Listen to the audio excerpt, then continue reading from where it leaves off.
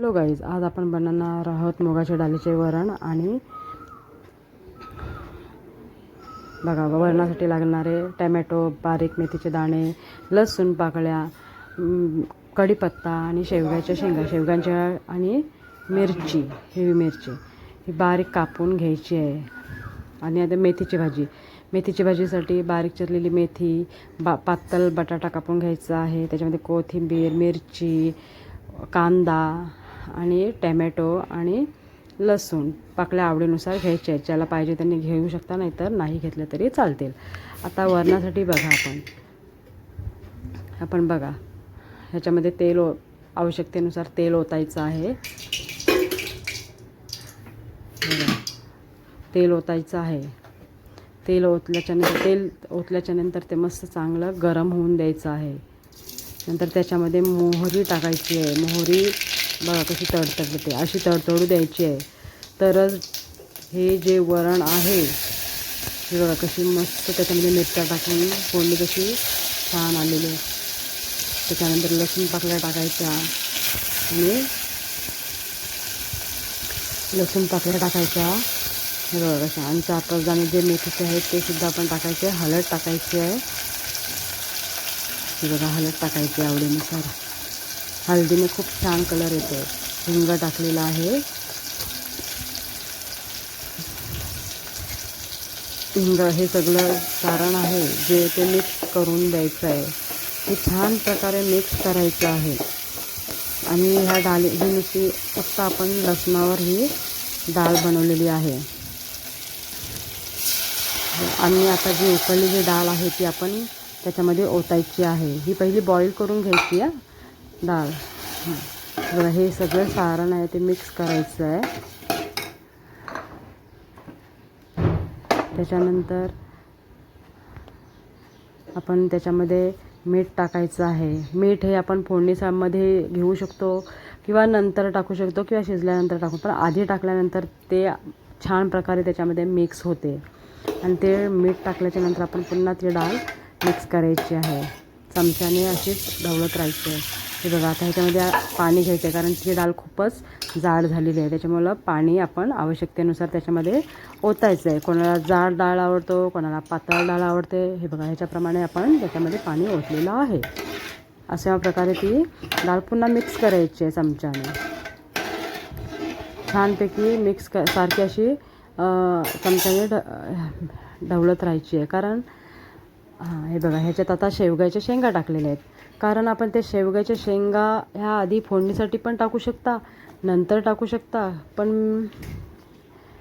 मी नंतर टाकलेल्या आहेत. कारण शेवग्याच्या शेंगा ह्या आपण जर डाळ उकळताना म्हणजे बॉईल करताना जर त्या शेंगा टाकल्या तर त्या खूप साफ शिजतात. मग आपल्याला खाण्यासाठी म्हणजे नाही मिळत. त्याच्यामुळे मला ते नंतर टाकलेलेच आवडतात. आता त्याच्यानंतर आपण जरा साखर टाकायची आहे. कोणाला गूळ आवडते, गूळ टाकायचं आहे. त्याच्यामुळे ती डाळ एवढी स्वादिष्ट होते ना, खूपच छान. आता आपण इथे पातेलं घेतलेलं आहे. इथे आपण मेथीची भाजी करण्यासाठी पातेलं घेतलेलं आहे. त्याच्यामध्ये तेल ओतलेलं आहे. आवडीनुसार तेल ओतायचं आहे. आता मोहरी टाकलेली आहे. ती सुद्धा त्या तेल मस्तपैकी गरम होऊन द्यायचे आणि त्याच्यामध्येच मोहरी टाकायची आहे. ती मोहरी बघा कशी तडतडते, अशी तडतड द्यायची आहे. त्याच्यानंतर जो बारीक चिरलेला कांदा होता तो सुद्धा आपण त्याच्यामध्ये टाकायचा आहे. कांदा मेथीच्या भाजीमध्ये जास्त टाकला तर खूपच अजून चांगली होती भाजी. आणि त्याच्यामध्ये ही बघा मिरची पण टाकलेली आहे. मिरची पण टाकायची आहे. ही मेथीची भाजी. आणि हे बघा टॅमॅटो पण घेतलेला आहे. मस्तपैकी आता हे सारण आहे ना, ते मस्तपैकी आपण आता त्याच्यामध्ये हळद घेतलेली आहे. हळदीने तर भाजीला किंवा डाळीला कोणताही प्रकार असो खूप छान कलर येतो. हिंग टाकलेला आहे थोडा. अशा प्रकारे चमच्याने आपण ते मिक्स करायची आहे. ही मेथीची भाजी आपल्या कोकणामध्ये बारीक मेथी मिळते ती आहे. कारण ही मेथी खूपच स्वादिष्ट असते. आणि त्याच्यामध्ये ना आपण पातळ बटाटा कापून टाकला ना तर खूपच ही स्वादिष्ट होते. जी मोठी मेथी असते त्याच्यामध्ये बटाटा नसतो, परंतु ह्याच्यामध्ये आपण पातळ कापलेला बटाटा टाकायचे आहे. आता हे बघा, पातळ जो बटाटा कापलेला आहे तो आपण ह्याच्यामध्ये टाकायचा आहे. आणि फोडणीमध्येच घ्यायचा आहे कारण त्याच्यामुळे अजून ती चविष्ट भाजी बनते. बघा ही आता बटाटा टाकलेला आहे तो पूर्ण आपण चमच्याने मिक्स करायचं आहे आणि ह्याच्यामध्ये पाणी घ्यायचं नाही. ही भाजी पूर्ण वाफेवरच बनवायची आहे. ही बघा मस्तपैकी मिक्स केलेली आहे. आता ह्याच्यावर आपण काय करायचं आहे, झाकण ठेवायचं आहे. कारण ते आता ही वाफेवरच नुसती भाजी करायची आहे आणि बारीक गॅस करायचा आहे. इकडे बघा ह्या साईडला आता ह्याच्यामध्ये ना चेक करायचं आपण हे बटाटा कुठपर्यंत शिजत आलेला आहे.